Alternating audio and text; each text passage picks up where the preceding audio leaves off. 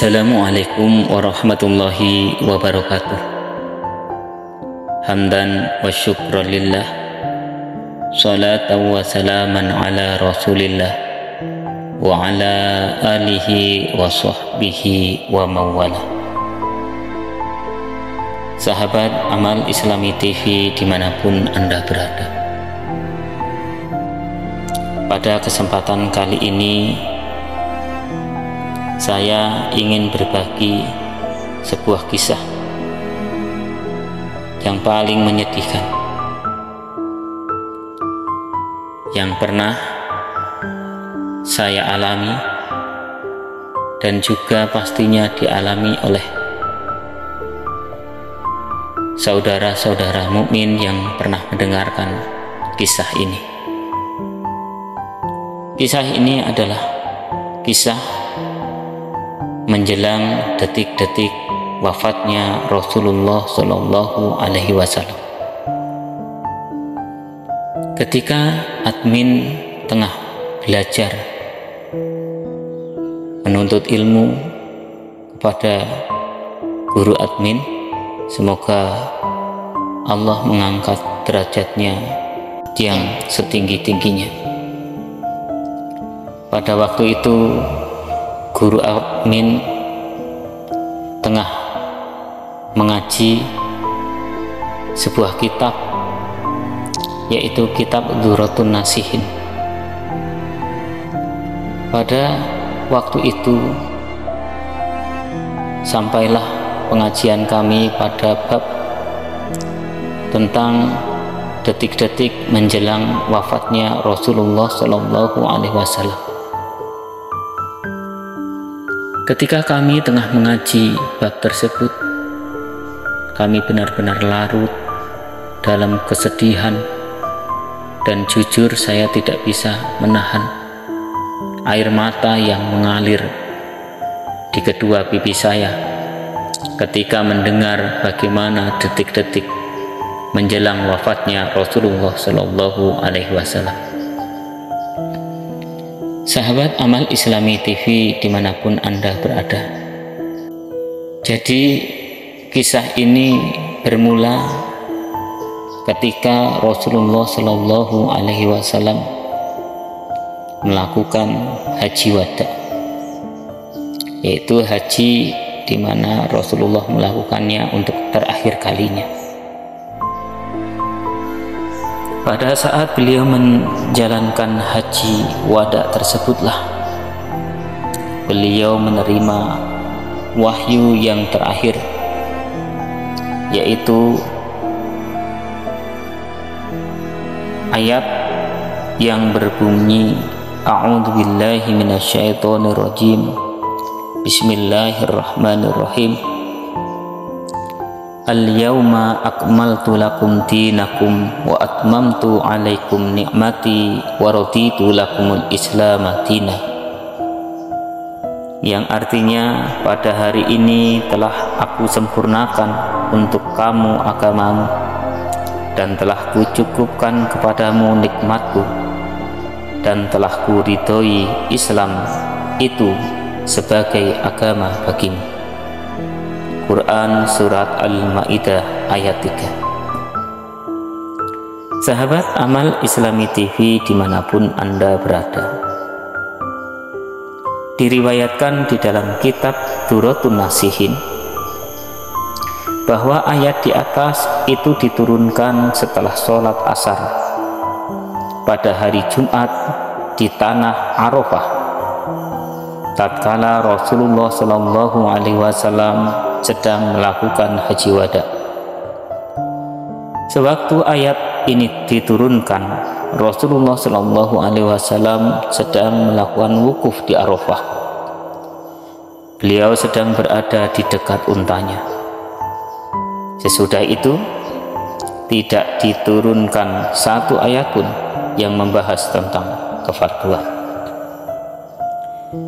Sahabat Amal Islami TV dimanapun Anda berada, di saat Rasulullah Shallallahu Alaihi Wasallam menerima ayat di atas, beliau tidak mampu membawa maknanya hingga beliau terduduk bersandar pada untanya yang tengah menderu. Tidak lama kemudian turunlah malaikat Jibril seraya berkata kepada beliau, "Wahai Muhammad, pada hari ini telah sempurna urusan agamamu dan telah putus apa yang diperintahkan dan dilarang oleh Tuhan kepadamu. Maka kumpulkanlah para sahabatmu dan kabarkan kepada mereka bahwa aku, Jibril, tidak akan turun lagi kepadamu setelah hari ini," kata malaikat Jibril.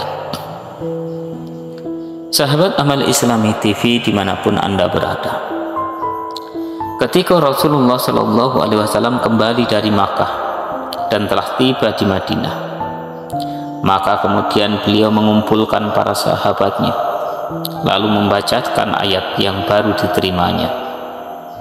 Beliau juga menyampaikan apa yang dikatakan oleh malaikat Jibril kepadanya. Para sahabat yang mendengar kabar Rasulullah SAW ini semuanya gembira dengan berkata, "Telah sempurna agama kita," kata mereka. Lain dengan Abu Bakar As-Siddiq. Abu Bakar As-Siddiq justru tampak bersedih dan susah. Tidak seperti sahabat yang lain yang pada gembira bersuka cita. Kemudian Abu Bakar segera pulang ke rumahnya lalu menutup pintu rumahnya rapat-rapat. Di dalam rumahnya ia menangis tak senggukan siang dan malam, menumpahkan kesedihan hatinya. Akhirnya para sahabat yang mendengar Abu Bakar menangis terus-menerus di dalam rumah saling bertanya. Kemudian mereka berkumpul lalu mendatangi rumah Abu Bakar. Mereka ingin mengetahui permasalahan yang sebenarnya yang menimpa pada diri Abu Bakar As-Siddiq. Setelah mereka tiba dan diterima oleh Abu Bakar As-Siddiq di rumahnya, maka para sahabat itu kemudian bertanya kepada Abu Bakar, "Wahai Abu Bakar, kenapa engkau menangis di saat para sahabat bergembira, bersukaria karena Allah telah menyempurnakan agama kita?" Kemudian Abu Bakar lantas menjawab, "Wahai para sahabat, kalian tidak mengerti sesuatu yang bakal menimpa diri kalian dari beberapa musibah. Apakah kalian tidak mendengar jika sesuatu itu telah sempurna, maka akan tampak kekurangannya? Mengkabarkan tentang perpisahan kita, tentang keberadaan Hasan dan Husain yang akan menjadi yatim, tentang keberadaan istri-istri Rasulullah SAW yang akan menjadi janda." Sahabat Amal Islami TV dimanapun Anda berada, mendengar penuturan Abu Bakar tersebut, para sahabat yang ada di rumah Abu Bakar menjerit dan menangis semua. Gemuruh suara tangisan mereka ini sampai didengar oleh seorang sahabat lain yang berada di luar rumah Abu Bakar. Akhirnya sahabat ini pun datang menghadap Rasulullah SAW untuk mengkabarkan kepada beliau tentang apa yang terjadi di rumah Abu Bakar. Seraya berkata, "Ya Rasulullah, kami tidak mengerti apa yang terjadi pada diri sahabat yang ada di rumah Abu Bakar. Kami mendengar mereka menjerit dan menangis sesenggukan." Mendengar itu, tiba-tiba wajah mulia Rasulullah SAW berubah. Beliau diam sejenak. Tidak begitu lama, para sahabat yang menangis di rumah Abu Bakar tadi datang menghadap Rasulullah SAW. Kemudian Rasulullah bertanya kepada mereka, "Apa yang menyebabkan kalian menangis?" Kemudian sahabat Ali radhiyallahu an menjawab, "Menurut Abu Bakar, bahwa ia mendengar ayat ini merupakan bau dari kematian. Apakah ayat tersebut bisa dijadikan dasar atas kematian? Tanya Ali radhiyallahu anhu. Rasulullah terdiam sejenak. Kemudian beliau menjawab, benar apa yang dikatakan oleh Abu Bakar itu, dan telah dekat keberangkatanku dari kalian, dan telah sampai waktunya aku berpisah dengan kalian. Kejadian ini merupakan isyarat bahwasannya Abu Bakar itu memang jauh lebih mengerti dan jauh lebih alim dibandingkan para sahabat Rasulullah Shallallahu Alaihi Wasallam yang lain. Sahabat Amal Islami TV dimanapun Anda berada, tatkala Abu Bakar mendengar penuturan Rasulullah Shallallahu Alaihi Wasallam, ia langsung menjerit menangis sampai jatuh pingsan. Sementara sahabat Ali tubuhnya gemetaran. Sedangkan para sahabat yang lain menangis sesenggukan, menangis sejadi-jadinya. Kemudian Rasulullah Shallallahu Alaihi Wasallam mengajak para sahabatnya untuk bermusafahah, bersalaman pada seluruh sahabatnya. Sekaligus beliau memohon pamit pada mereka. Dalam pamitannya itu beliau menangis terus-menerus. Beliau juga menyampaikan wasiat kepada mereka. Sahabat Amal Islami TV dimanapun Anda berada, setelah turunnya ayat ini, Rasulullah Shallallahu Alaihi Wasallam hidup selama 81 hari. Sebelum Rasulullah Shallallahu Alaihi Wasallam benar-benar sakit, awalnya beliau hanya merasa pusing kepala saja. Ini terjadi pada tanggal 29 Safar 11 Hijriah, bertepatan dengan hari Senin. Rasulullah Shallallahu Alaihi Wasallam menghadiri prosesi jenazah di Baqi. Sepulang dari Baqi dan selagi dalam perjalanan, tiba-tiba beliau merasakan pusing di kepala dan panas tubuhnya tiba-tiba melonjak, hingga orang-orang bisa melihat tanda suhu badan beliau yang panas itu lewat urat-urat nadi di kepala beliau. Sahabat Amal Islami TV dimanapun Anda berada, beliau sakit selama 13 atau 14 hari dan tetap sholat berjamaah bersama para sahabatnya selama 11 hari dari masa sakitnya itu. Sahabat Amal Islami TV dimanapun Anda berada, sakit Rasulullah Shallallahu Alaihi Wasallam semakin lama semakin bertambah parah, sampai-sampai beliau bertanya kepada para istri beliau, di mana giliranku besok? Di mana giliranku besok? Mendengar itu, para istri Rasulullah, mereka pun paham apa yang beliau maksudkan. Maka mereka memberi kebebasan kepada beliau untuk memilih. Akhirnya beliau memutuskan untuk berpindah ke rumah Aisyah radhiyallahu anha. Beliau berjalan dengan dipapah oleh sahabat Fadl bin Abbas dan Ali bin Abi Thalib hingga tiba di rumah Aisyah radhiyallahu anha. Beliau berada di sana pada pekan terakhir dari hari kehidupan beliau. Melihat itu semua, Siti Aisyah radhiyallahu anha terus-menerus membacakan muawwidzah dan doa-doa yang dihafalkannya dari baginda Rasulullah Shallallahu Alaihi Wasallam sambil meniup ke tubuh beliau dan mengusap-usap tangan beliau mengharapkan keberkahan. Diriwayatkan dari Ibnu Mas'ud radhiyallahu anhu, ketika sudah dekat wafatnya Rasulullah Shallallahu Alaihi Wasallam, maka berkumpullah di rumah ibu kami Aisyah radhiyallahu anha. Rasulullah Shallallahu Alaihi Wasallam memandang kami agak lama. Tiba-tiba air matanya mengalir. Kemudian beliau berkata, semoga Allah membahagiakan hidup kalian. Semoga Allah mengasihi kalian, menyayangi kalian, menunjukkan kalian ke jalan yang lurus. Aku berwasiat kepada kalian, bertakwalah kepada Allah. Allah telah memberikan wasiat kepada kalian. Aku mohon kepada Allah agar ada yang mengganti diriku untuk kalian. Sesungguhnya aku adalah orang yang memberi peringatan yang nyata.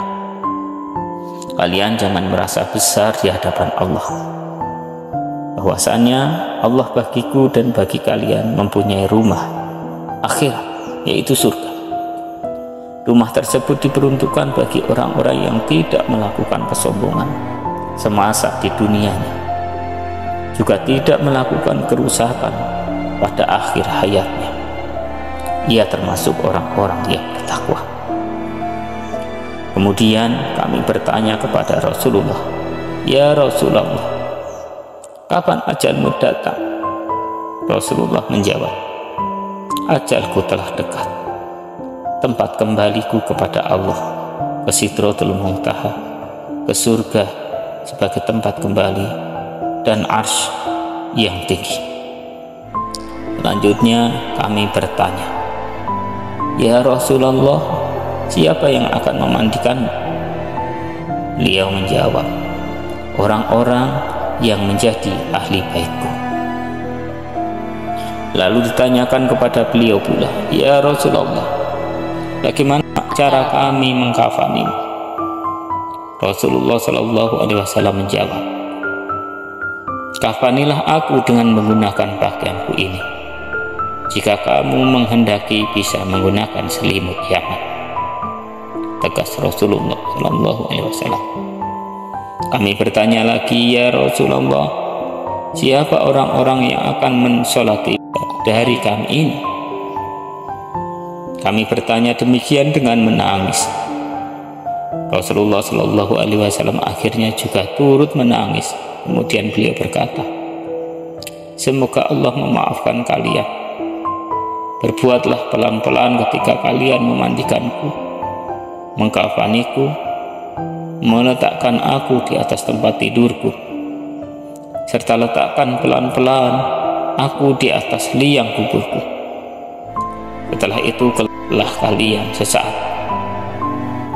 Adapun orang yang pertama kali mensolati aku adalah orang-orang yang duduk di dekatku, yang menjadi kekasihku, yaitu Jibril, Mikail, kemudian Israfil, Israel, dan malaikat maut beserta pembantu-pembantunya. Sesudah itu para malaikat mensolati aku.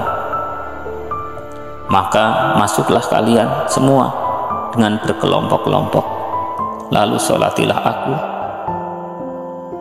dan sebelumnya ucapkanlah salam. Hendaknya mengawali mensolati aku adalah yang menjadi ahlu baitku, kemudian wanita-wanitanya, selanjutnya kalian semua. Pesan baginda Rasulullah SAW. Sahabat Amal Islami TV dimanapun Anda berada, tatkala para sahabat mendengar akan berpisah dengan baginda Rasulullah SAW, mereka menjerit dan menangis dengan menyatakan, "Ya Rasulullah, Engkau adalah Rasul kami, yang mengumpulkan kami, yang menguasai segala urusan kami. Ketika Engkau telah pergi dari kami, maka kepada siapa kami kembali?" Mendengar itu Rasulullah SAW menjawab, "Aku telah meninggalkan kalian tempat yang dijadikan hujah dan jalan putih yang bersinar. Aku meninggalkan untuk kalian dua penasihat yang bisa berucap dan diam. Penasihat yang berucap adalah Al-Quran, sedangkan penasihat yang diam adalah kematian. Maka ketika kalian menghadapi kemuskilan dalam suatu perkara, maka kembalikanlah kepada Al-Quran dan Sunnah. Apabila hati kalian beku, maka lemaskanlah dengan mengambil iktibar dalam kematian.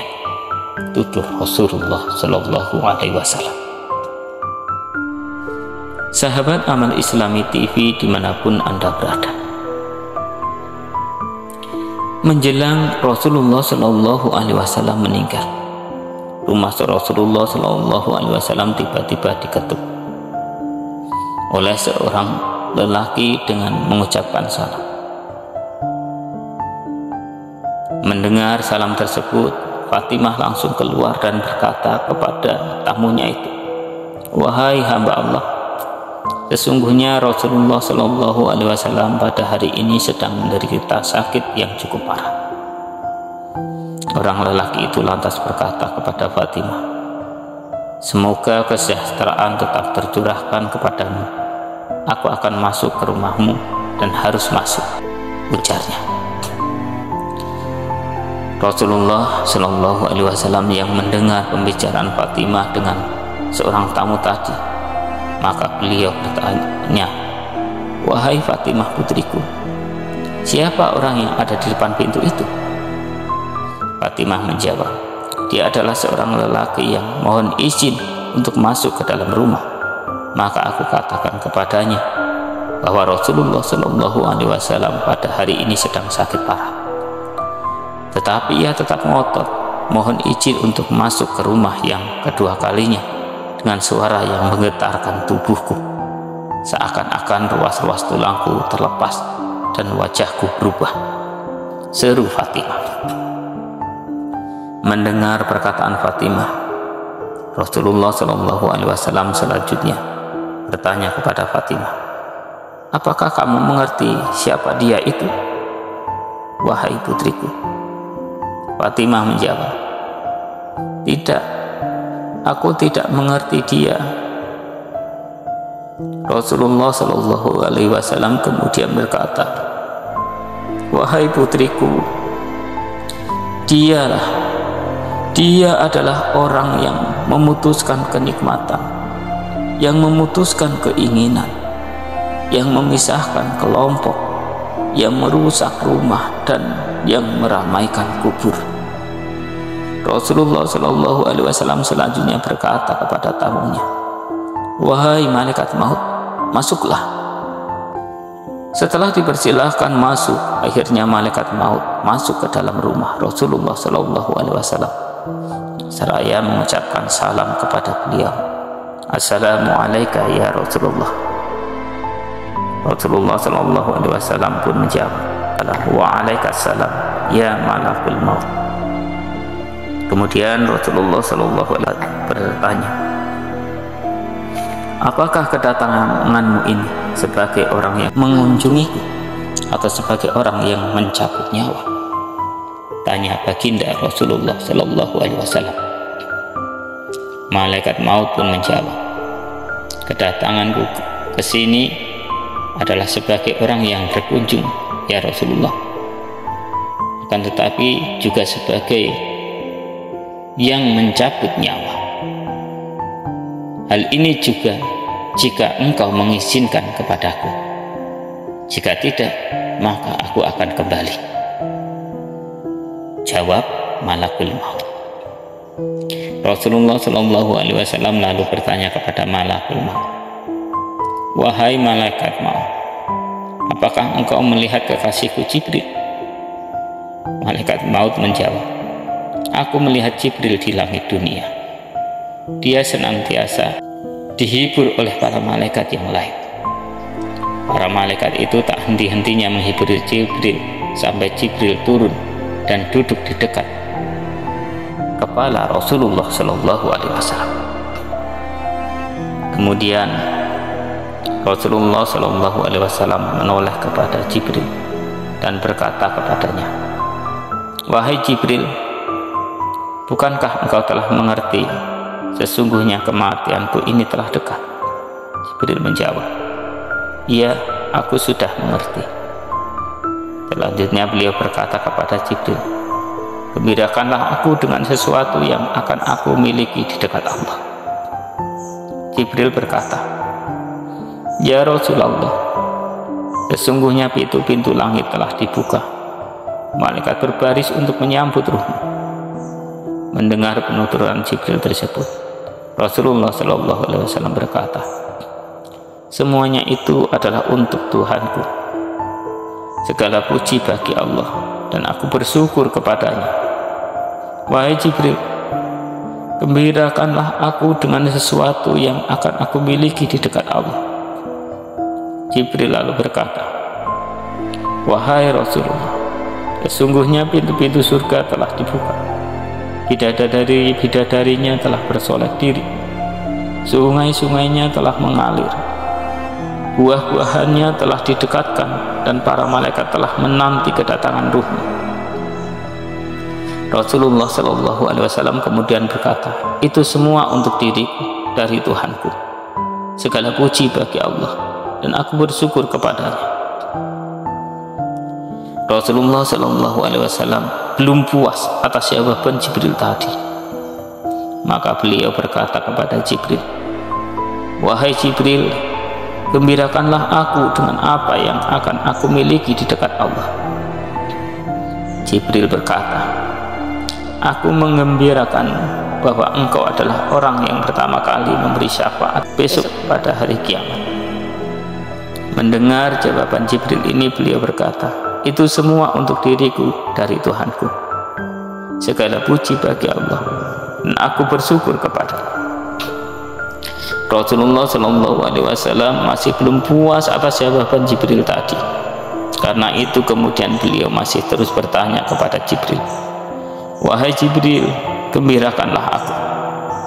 Jibril lalu balik bertanya kepada beliau, apa yang engkau minta ya Rasulullah? Rasulullah Shallallahu Alaihi Wasallam menjawab, tentang perkara yang bisa membuat keprihatinanku dan kesedihanku, yaitu apa yang akan diberikan pada orang-orang yang membaca Al-Quran setelah kematianku nanti, orang-orang yang mengunjungi Baitul Haram setelah kematianku nanti, dan apa yang akan diberikan kepada umatku yang bersih hatinya setelah kematianku, tanya Rasulullah Shallallahu Alaihi Wasallam. Jibril kemudian menjawab, Allah telah berfirman bahwa aku mengharamkan surga atas para nabi yang lain dan umatnya, sehingga engkau dan umatmu masuk lebih dahulu ke dalam surga. Jawaban Jibril yang terakhir inilah yang bisa menyejukkan hati Rasulullah Shallallahu Alaihi Wasallam. Kemudian beliau berkata, sekarang hatiku telah bergembira. Wahai malaikat maut, mendekatlah padaku. Sahabat Amal Islami TV dimanapun Anda berada,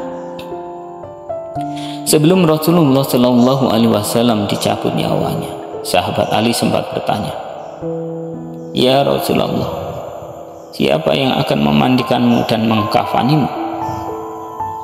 Beliau menjawab, orang yang memandikanku nanti adalah kamu. Sedangkan Ibnu Abbas radhiyallahu an menuangkan air. Jibril akan datang kepadamu dengan membawa kayu cendana dari surga. Ketika kamu sudah selesai memandikanku, maka kafanilah aku. Setelah itu keluarlah sesaat. Setelah beliau berkata kepada Ali demikian, malaikat maut baru mendekati Rasulullah Shallallahu Alaihi Wasallam. Ia lalu mencabut ruh Rasulullah Shallallahu Alaihi Wasallam dengan sangat pelan sekali. Di saat ruh itu sampai ke pusarnya, Rasulullah Shallallahu Alaihi Wasallam berkata kepada Jibril, wahai Jibril, sangat panas sekali rasa kematian ini. Mendengar suara baginda Rasulullah Shallallahu Alaihi Wasallam, Jibril tidak tahan melihat rintihan Rasulullah Shallallahu Alaihi Wasallam itu. Ia lalu memalingkan mukanya. Melihat Jibril memalingkan muka, Rasulullah Shallallahu Alaihi Wasallam lantas berkata kepada Jibril, wahai Jibril, apakah engkau benci melihat wajahku? Jibril berkata, "Wahai kekasih Allah, hati siapa yang tidak merasa bersedih melihat wajahmu yang tengah menghadapi sakaratul maut?" Sahabat Amal Islami TV dimanapun Anda berada, diriwayatkan dari sahabat Anas radhiyallahu anhu, ia berkata, ketika ruh Rasulullah Shallallahu Alaihi Wasallam sampai di dadanya, beliau berkata lirih, "Aku berwasiat kepada kalian untuk menjaga sholat dan apa yang dimiliki oleh tangan kanan kalian." Rasulullah Shallallahu Alaihi Wasallam terus menerus berwasiat demikian sampai perkataannya tidak terdengar lagi. Sahabat Ali radhiyallahu an berkata, Rasulullah Shallallahu Alaihi Wasallam di akhir nafasnya menggerakkan kedua bibirnya 2 kali. Aku segera mendekatkan telingaku, maka aku mendengar suara beliau dengan pelan, "Ummati, ummati, umatku, umatku." Akhirnya ruh Rasulullah Shallallahu Alaihi Wasallam dicabut pada hari Senin bulan Rabiul Awal. Sahabat Amal Islami TV dimanapun Anda berada, diceritakan dalam kitab Sirah Nabawiyah, ketika Rasulullah Shallallahu Alaihi Wasallam hendak lepas dari tubuhnya, Aisyah segera menarik tubuh beliau ke pangkuan. Kemudian beliau berkata, "Sesungguhnya di antara nikmat Allah yang dilimpahkan kepadaku bahwa Rasulullah Shallallahu Alaihi Wasallam meninggal dunia di rumahku pada hari giliranku, berada dalam rengkuhan dadaku, menyatukan ludahku dan ludah beliau saat wafat." Abdurrahman bin Abu Bakar masuk ke dalam sambil memegangi siwak.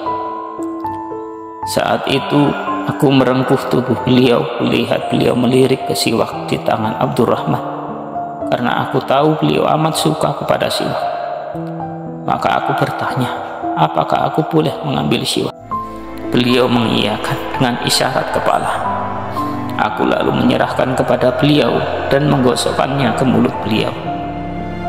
Rupanya gosokanku terlalu keras bagi beliau.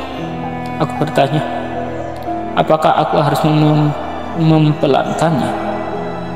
Beliau mengiyakan dengan isyarat kepala. Maka aku menggosok dengan pelan-pelan sekali di dekat tangan beliau. Saat itu ada bejana berisi air.